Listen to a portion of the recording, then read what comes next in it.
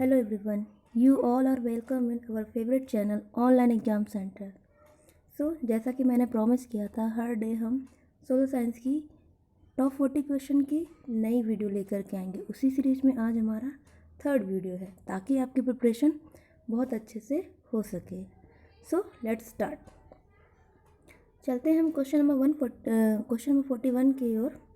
Question number 41 हमसे पूछ रहा है, who write the book discourse on method. Discourse on method book किसने लिखा था? ऑप्शन हमारे पास है Rene Descartes, Voltaire, Karl Marx, Michael Foucault. So right answer is option 1, that is Rene Descartes. Rene Descartes ने बुक डिस्कोर्स ऑन मेथड लिखा था। इन्होंने जो रीजन्स होते हैं, उनको जो कारण होते हैं किसी चीज़ के पीछे, उसको ट्रुथ के थ्रू एंड फिलोसफिकल अपनी फिलॉसफी के द्वारा जानने की कोशिश की थी और उसको अपनी बुक में लिखा था। So right answer is option A, that is Rene Descartes. अब हम चलते हैं क्वेश्चन नंबर 42 की ओर। Question number 42, identify the wrong pair from the pairs given below. हमको रॉन्ग पेयर, इट मीन्स गलत पेयर को चूज करना है जो हमारे पास ऑप्शन दिए हुए हैं। तो हम देखते हैं कौन सा रॉन्ग पेयर है। पहला ऑप्शन है हमारा कूटियट्टम। कूटियट्टम हमारा संस्कृत थिएटर केरला, बिल्कुल सही है। कूटियट्टम जो है एक संस्कृत का थिएटर है जो केरला में ओरिजिनेट हुआ है।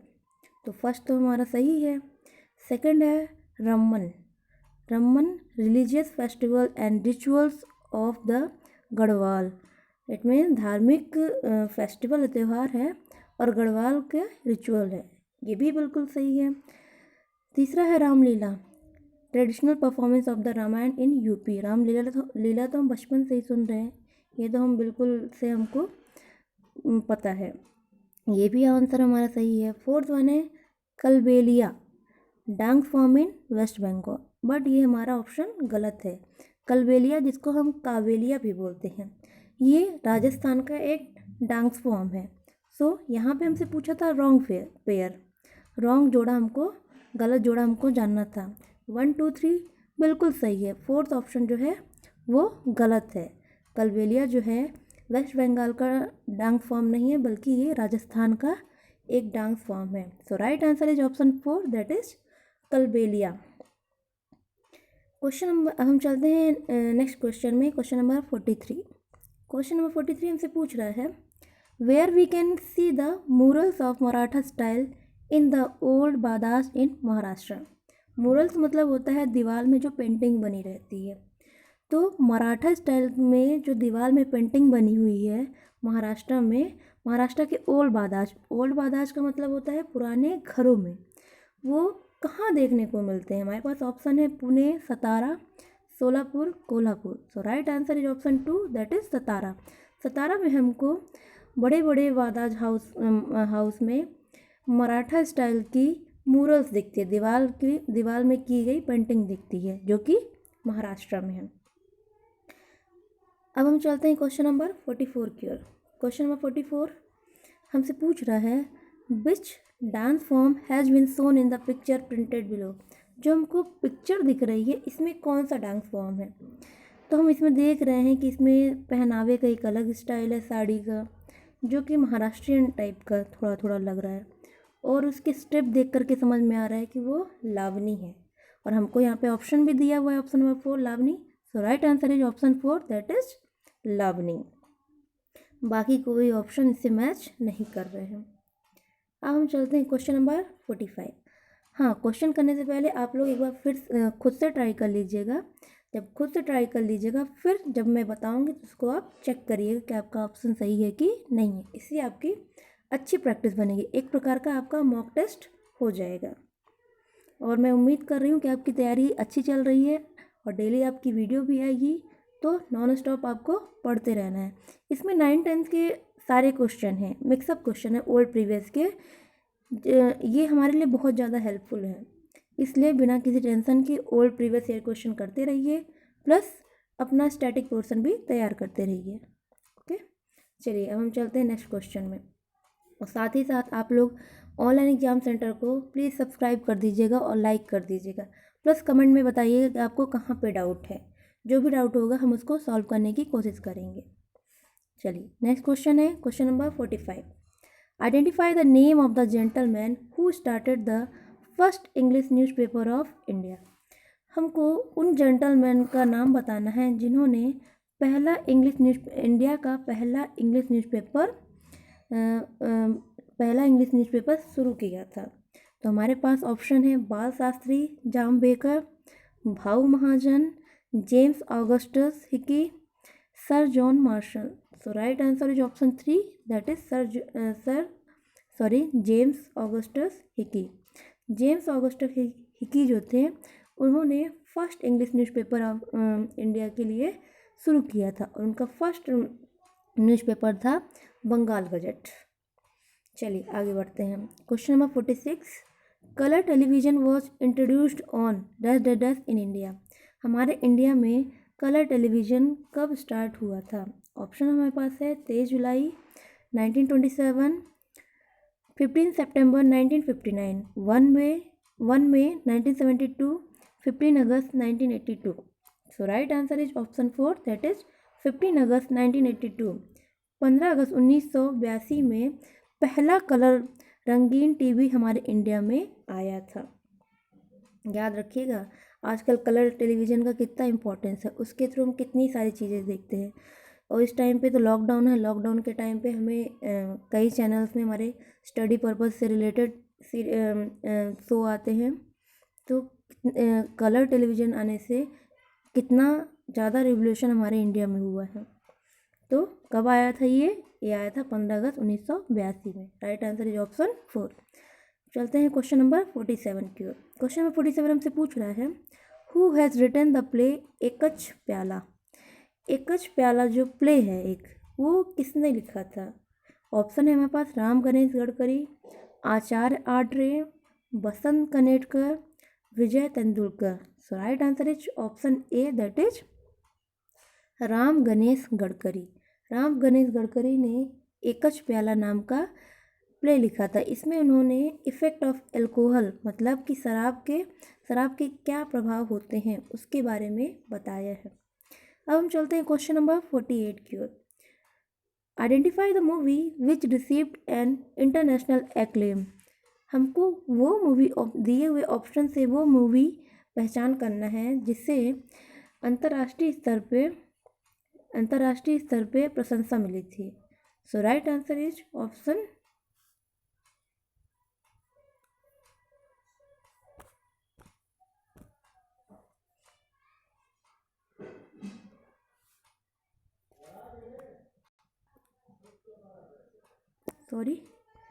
चलिए हम आगे बढ़ते हैं। इसको मैं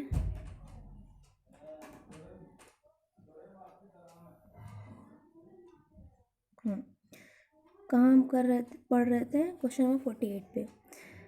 हमको वो मूवी बतानी है दिए ऑप्शन में जो जिसे अंतर्राष्ट्रीय स्तर पे प्रशंसा मिली है। So right answer is option 2, that is Sant Tukaram. संत तुकाराम जो मूवी थी उसको अंतर्राष्ट्रीय स्तर पे बहुत ज़्यादा प्रशंसा मिली थी।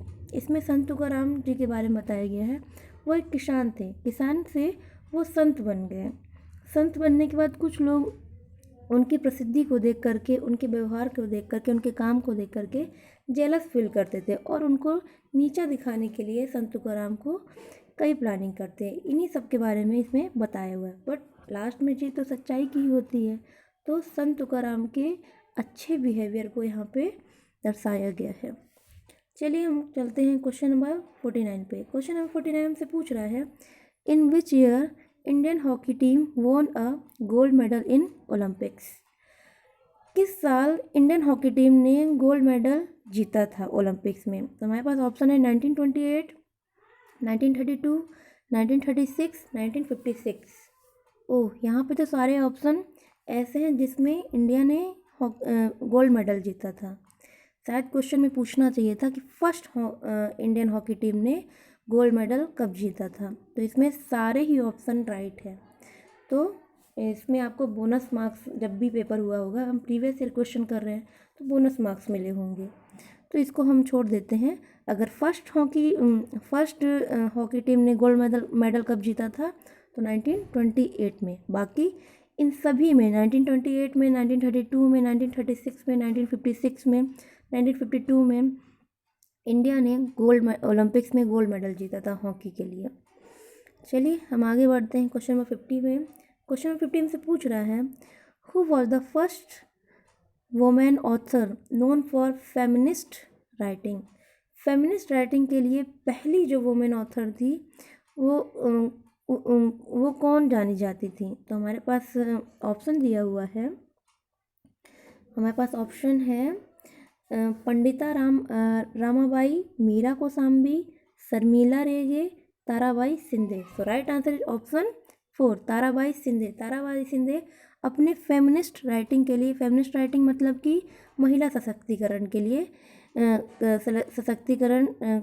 राइटिंग के लिए जानी जाती थी। उनकी एक राइटिंग फेमिनिस्ट राइटिंग है स्त्री, जिसके लिए वो बहुत फेमस हुई थी।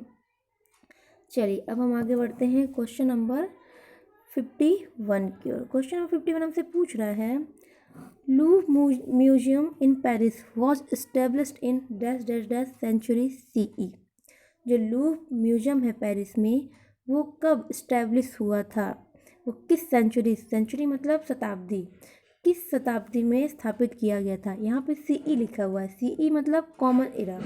इट मीन्स जो ईसा मसीह के जन्म के बाद का टाइम होता है उसको हम CE बोलते हैं या फिर AD बोलते हैं। धार्मिक विवाद ना, वैसे तो हम AD बोलते थे, एनो Duminy, it means Isa Masih के जन्म के बाद, लेकिन धार्मिक विवाद ना हो इसलिए हम इसको CE बोलते हैं, कॉमन एरा। इसमें किसी भी धर्म से रिलेटेड हम नहीं जोड़ रहे हैं। So right answer is option 3, that is 18th century. 18th century में लूव्र म्यूजियम, पेरिस का लूव्र म्यूजियम जो है स्थापित किया गया था। अब हम चलते हैं क्वेश्चन नंबर 52 की ओर। क्वेश्चन नंबर 52 हमसे पूछ रहा है, on dash dash dash mobile phone service started in India. कब इंडिया में मोबाइल फ़ोन सर्विस शुरू की गई थी। तो हमारे पास ऑप्शन है 22 अगस्त 1993, 22 अगस्त 1994, 22 अगस्त 1995, 22 अगस्त 1996। So right answer is option 2, because 1994 में मोबाइल फ़ोन सर्विस स्टार्ट हुई थी, तो हमारा ऑप्शन 2 राइट आंसर है, 22 अगस्त 1992। अब हम चलते हैं क्वेश्चन नंबर 53 की ओर। Find out the option of correct alternative. हमको यहाँ पे 2 ग्रुप दिए हैं, A group B group. A group का मैच जो है करेक्ट B ग्रुप के करेक्ट स्टेटमेंट के साथ मैच करना है। चलिए हम मैच करते जाते हैं और फिर देखेंगे कौन सा ऑप्शन बनता है। पहला है हमारा इंडियन म्यूजियम। इंडियन म्यूजियम जो है वो कहाँ पे है, B ऑप्शन में देखते हैं, दिल्ली, कोलकाता, हैदराबाद, मुंबई। हाँ, इंडियन म्यूजियम जो है हमारा सेकंड ऑप्शन है, सॉरी सेकंड वाला है कोलकाता। कोलकाता में इस्टेब्लिश है। तो हम देखते हैं ऑप्शन में A का सेकंड कहाँ पे है।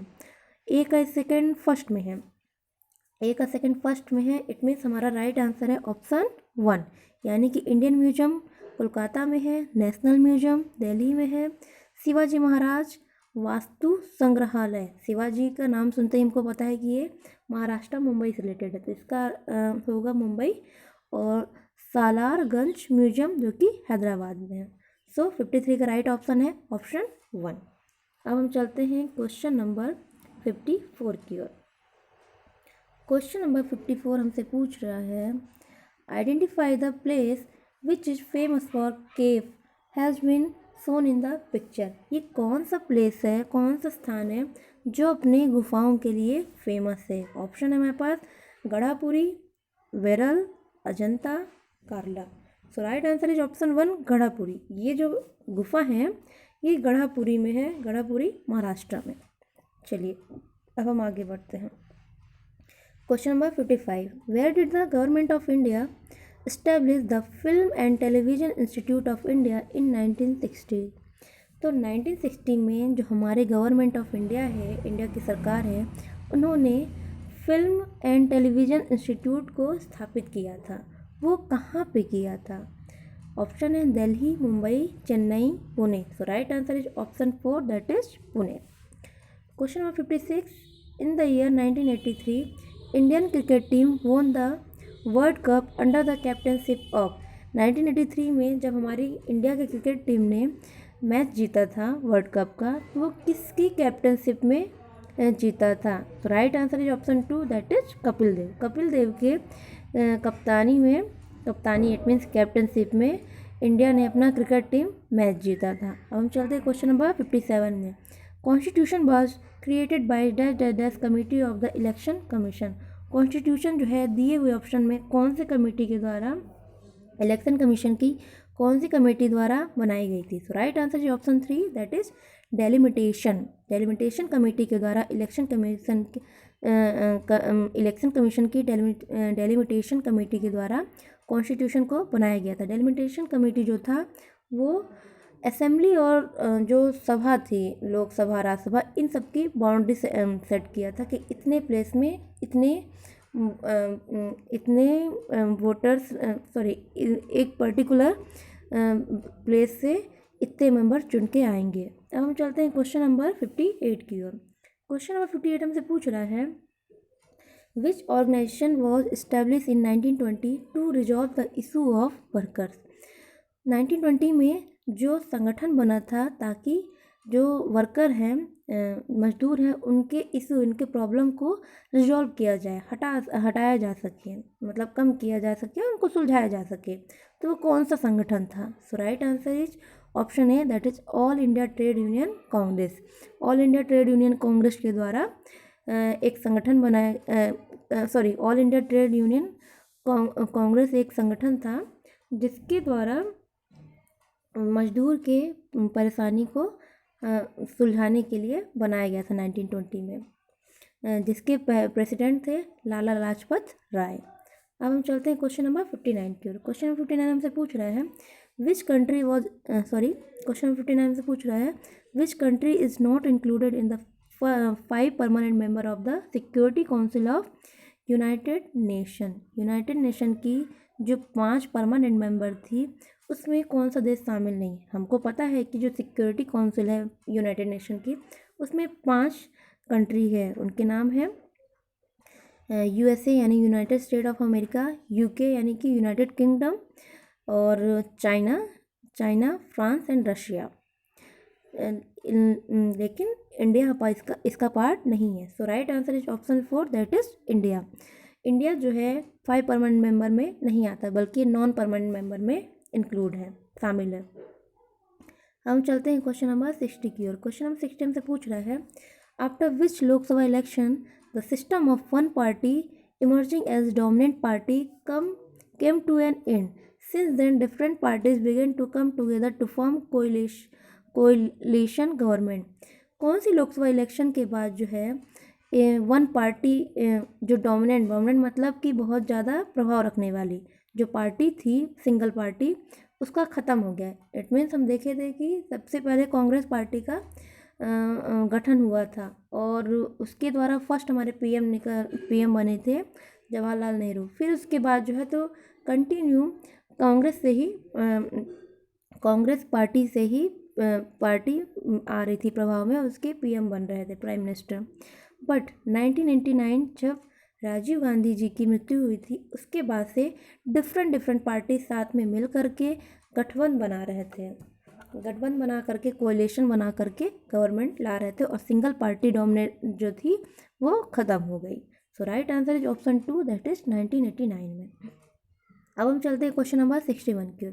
क्वेश्चन नंबर 61 हमसे पूछ रहा है, features of good governance are given below, identify the wrong option out of it. ये अच्छे गवर्नेंस की क्वालिटीज़ दी हुई है नीचे, हमको वो ऑप्शन चूज करना है जो कि उसकी फीचर नहीं है। तो ऑप्शन है हमारे पास transparency in working of the government, मतलब जो गवर्नमेंट का काम होता है उसमें ट्रांसपेरेंसी होनी चाहिए, पारदर्शिता होनी चाहिए, मतलब हमको पता होना चाहिए कि क्या हो रहा है, ये बिल्कुल है। रिस्पॉन्सिव गवर्नमेंट, मतलब जो तुरंत जनता को रिस्पॉन्स करे, ये भी सही है। Just and all inclusive development, जिसमें सभी टाइप के विकास हो, ये भी सही है। अनअकाउंटेबल गवर्नमेंट, ये नहीं है, ये इसका गुड गवर्नमेंट का फीचर नहीं है। जो गवर्नमेंट अकाउंट ना करता हो, अपनी लेखा जोखा ना बताए जनता को, वो गुड गवर्नेंस की पहचान नहीं है। So right answer is option 4, that is unaccountable government. Because हमसे पूछा था कि रॉन्ग ऑप्शन कौन सा है। चलिए अब हम चलते question number 62। Which is the main demand of the tribal movement. जो ट्राइबल मूवमेंट होता है उसका मेन डिमांड क्या होता है। तो हम ऑप्शन पढ़ते हैं। Except the right of the tribes over forest. उन जो ट्राइब होते हैं, जनजाति लोग होते हैं, उनका जो जंगल में, क्योंकि वो जंगल में रहते हैं तो उनको उनका अधिकार मिलना चाहिए। तो उनकी मेन यही डिमांड रहती थी कि वो जंगल में उनको उनका अधिकार मिले, उनको वहाँ से भगाया ना जा सके। So right answer is option 1, that is except the right of tribes over forest. Question number 63। Choose the option which is not only a political form of democracy. हमको वो ऑप्शन चूज करना है कि जो पॉलिटिकल फॉर्म, जो राजनीतिक form होता है डेमोक्रेसी का, वो नहीं है। तो यहाँ पे election, voting, government structure, protection of human values. हम यहाँ देख रहे हैं इलेक्शन, चुनाव, वोट करना, गवर्नमेंट का स्ट्रक्चर, ये सब जो है पॉलिटिकल फॉर्म से रिलेटेड, लेकिन प्रोटेक्शन ऑफ ह्यूमन वैल्यू वो पॉलिटिकल फॉर्म से रिलेटेड नहीं है। ये राइट टू लाइफ से रिलेटेड है, आर्टिकल 21 ऑफ कॉन्स्टिट्यूशन। अब हम चलते हैं जिसमें हम ह्यूमन वैल्यू को सपोर्ट करते हैं। Question number 64। Which country is not involve in the central power of first world war. हमसे पूछा गया है कि सेंट्रल पावर का जो फर्स्ट वर्ल्ड वॉर हुआ था उसमें सेंट्रल पावर में कौन सा कंट्री इसमें इंक्लूड नहीं था। तो ऑप्शन हम पढ़ते हैं। Germany, Bulgaria, Ottoman empire, Italy. जैसा कि हम जानते हैं सेंट्रल पावर में जर्मनी था, बुल्गारिया था, ऑटोमन एम्पायर था, ऑस्ट्रिया हंगरी था, लेकिन इटली नहीं था। इटली जो था एलाइड पावर में आता है। तो यहाँ पे जो राइट आंसर होगा ऑप्शन 4। ऑप्शन 4 जो है सेंट्रल पावर में इंक्लूड नहीं था, वो एलाइड पावर में आता है। एलाइड पावर में कौन कौन आता है? France, Russia, UK, USA, Italy. तो ये सब एलाइड में आते हैं, लेकिन हमसे पूछा था कि यहाँ पे सेंट्रल पावर में कौन नहीं आता है, तो सेंट्रल पावर में इटली नहीं आती है। एक बात हम और डिस्कस कर लेते हैं फर्स्ट वर्ल्ड वॉर के बारे में। फर्स्ट वर्ल्ड वॉर कब से कब तक हुआ था? फर्स्ट वर्ल्ड वॉर जो है 1914 से स्टार्ट हुआ था और ख़त्म हुआ था 1918 में। और सेकेंड वर्ल्ड वॉर जो था 1939 से स्टार्ट हुआ था और 1945 में ख़त्म हो गया था। अब हम चलते हैं क्वेश्चन नंबर 65 में। Identify the word from the Brazil which is huge in size and fly high in the sky. हमको वो ऑप्शन सेलेक्ट करना है, वो कौन सा वर्ड है ऑप्शन में से जो ब्राज़ील का है और बहुत ही ह्यूज मतलब बहुत बड़ा, साइज में बहुत बड़ा है और आकाश में उड़ सकता है। So right answer is option 2, that is Macau.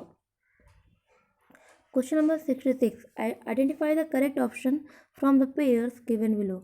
हमको दिए हुए पेयर्स में राइट ऑप्शन चूज करना है। तो हम देखते हैं, फर्स्ट है रिवर। रिवर क्या बनाता है? कैन्यन बनाता है। तो ए का 4 किस में दिया हुआ है? ए का 4 दिया हुआ है हमारा ये थर्ड ऑप्शन में। ए का 4 थर्ड ऑप्शन में दिया है। तो रिवर बनाता है कैन्यन, विंड बनाता है हमारा सैंड ड्यून, ग्लेशियर बनाता है हमारा हैंगिंग वैली और ग्राउंड वाटर बनाता है स्टेलेसाइट। सो राइट आंसर है ऑप्शन 3। चलिए हम आगे बढ़ते हैं। Which places in western Rajasthan is driest place part of India. जो वेस्टर्न पश्चिमी राजस्थान में कौन सा प्लेस है जो सबसे सूखा भाग है इंडिया का? Right answer is option 4, that is Jaisalmer. अब हम चलते हैं क्वेश्चन नंबर 68 की ओर। Settlement become sparse as we move in the central part of Brazil. जैसे ही ब्राज़ील के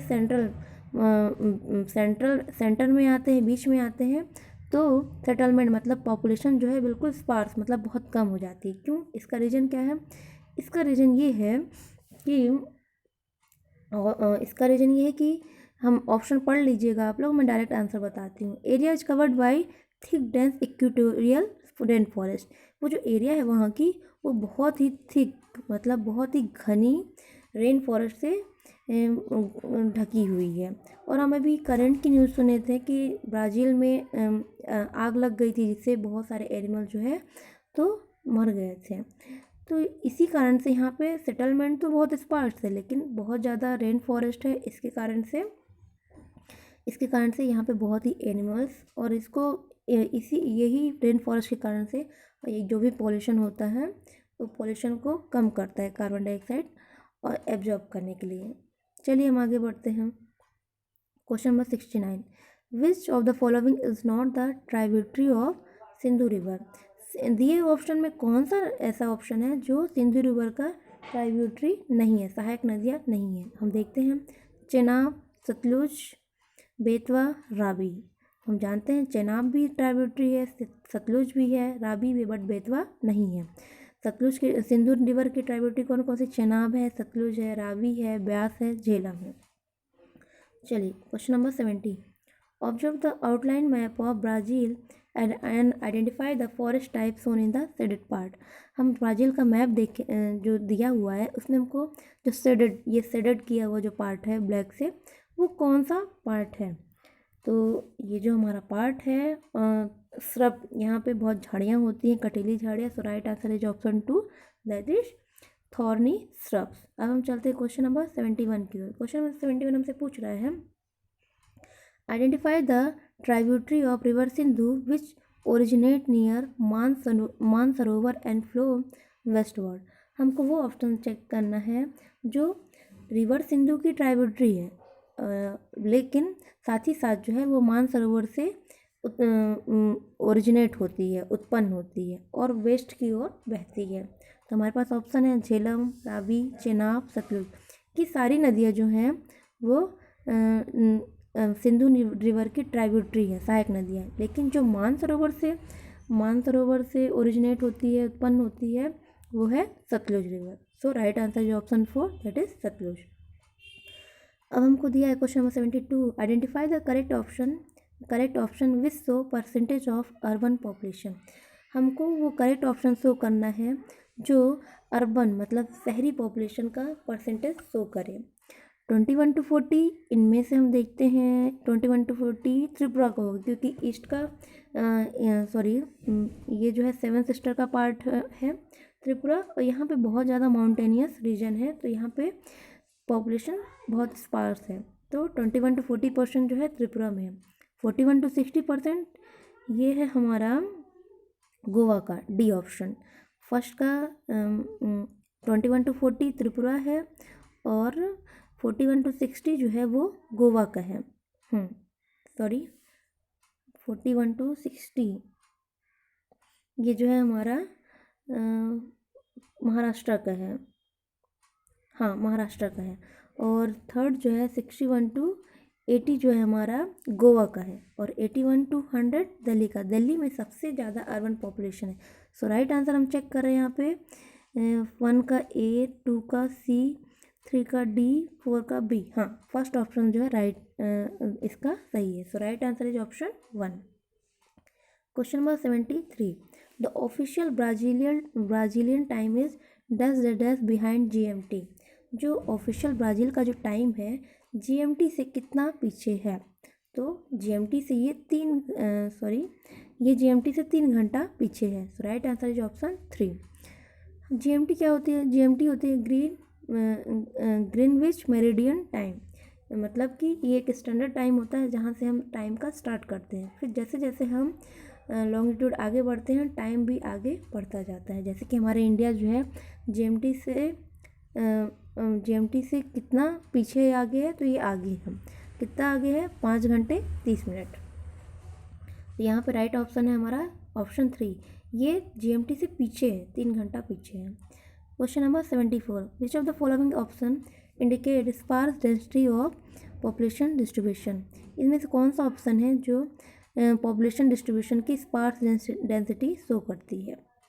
तो यहाँ पे हमको ऑप्शन दिया है first mountainous hilly region, dry desert, dense forest. इसमें बहुत ही ज़्यादा स्पार्स रहती है लेकिन वो हमको शो करना है कि जहाँ पे थोड़ी पॉपुलेशन हो, फिर कम पॉपुलेशन, फिर पॉपुलेशन, मतलब उनकी वैरायटी पे डिपेंड करें।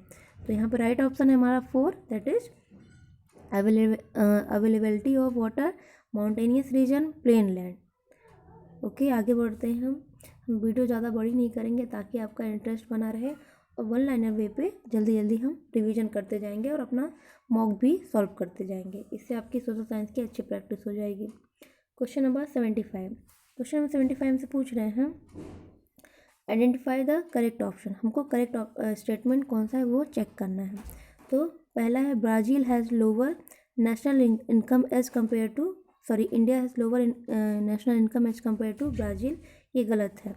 इंडिया की जो है ब्राज़ील के कंपैरिजन में कम नेशनल इनकम नहीं है। दूसरा भी वही ऑप्शन है, घुमा के दिया है, Brazil has lower national income as compare to India. गलत, इंडिया की ज़्यादा मतलब ब्राज़ील कंपैरिजन में ज़्यादा है।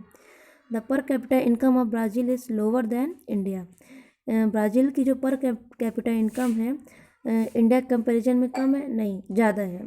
तो per capita income of India is lower than Brazil, हाँ बिल्कुल सही है। इंडिया की जो पर कैपिटा इनकम है ब्राज़ील के कंपैरिजन में कम है। So right answer is option 4, that is the per capita income of India is lower than Brazil. अब हम चलते हैं क्वेश्चन नंबर 76 की ओर। Which one is not the fold mountain. इनमें दिए ऑप्शन में कौन सा जो है फोल्ड माउंटेन का ऑप्शन फोल्ड माउंटेन नहीं है। The Himalaya, Black Forest, Rocky, Aravalli. Himalaya, Rocky, Aravalli तीनों जो है फोल्ड माउंटेन है, लेकिन ब्लैक फॉरेस्ट फोल्ड माउंटेन नहीं है। So right answer is option 2, that is Black Forest. Question number 77, longitude is the Indian standard time. हमारे इंडिया का जो स्टैंडर्ड टाइम है उसका लॉन्गिट्यूड क्या है। तो राइट ऑप्शन है option 3, that is 82 degree 30 minute east longitude. Okay, question number 78, identify the state of Brazil which doesn't has coast line. हमको वो ब्राज़ील का वो स्टेट पता करना है जिसकी कोस्ट लाइन नहीं है। So right answer is option 3, that is Goias. अब हम चलते हैं क्वेश्चन नंबर 79 की ओर। Identify the correct option which so right order of neighbouring country from lies from south to north direction. हमको इसमें जो दिया हुआ है ऑप्शन मैप आप देख लीजिएगा, आपको क्लियर हो जाएगा। उसको साउथ टू नॉर्थ डायरेक्शन में अरेंज करना है। तो हम देखते हैं। तो मैप हम जब देखेंगे उसमें देखेंगे सबसे पहले साउथ ईस्ट में आएगा आपका उरुग्वे, फिर आपका आएगा अर्जेंटीना, फिर आपका आएगा ये बोलीविया, फिर पेरू। सो हम देख रहे हैं ऑप्शन 1 में CADB राइट सीक्वेंस दिया है। So right answer is option A। अब हम चलते हैं क्वेश्चन नंबर 80 की ओर, जो हमारा लास्ट ऑप्शन है। इसके बाद मैथ स्टार्ट हो जाएगा जो कि आपको सर पढ़ाएंगे। Which one of the following is not use to measure salinity of the sea water. दिए हुए ऑप्शन में कौन सा ऐसा ऑप्शन है जो सी वाटर की सैलिनिटी मेजर नहीं करता है। ऑप्शन है हमारे पास हाइड्रोमीटर, बैरोमीटर, रिफ्रैक्टोमीटर, सैलिनोमीटर।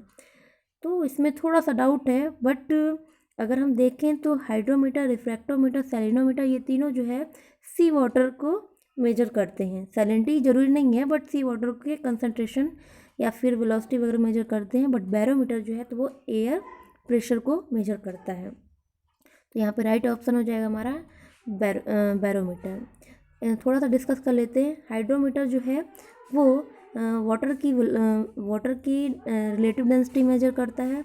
रिफ्रैक्टोमीटर जो है वो रिफ्रैक्टिव इंडेक्स या फिर कंसंट्रेशन ऑफ वाटर को मेजर करता है। सैलिनोमीटर जो है वो सैलिनिटी को मेजर करता है। So right answer is option 2, barometer, जो कि एयर प्रेशर को मेजर करता है। आई होप आप लोग अपनी पढ़ाई अच्छे से कर रहे होंगे। चलिए अब कल मिलेंगे नेक्स्ट वीडियो के साथ।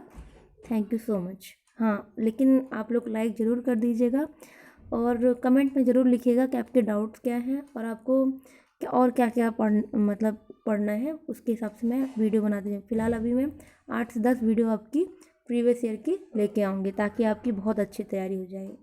चलिए कल मिलते हैं। थैंक्स।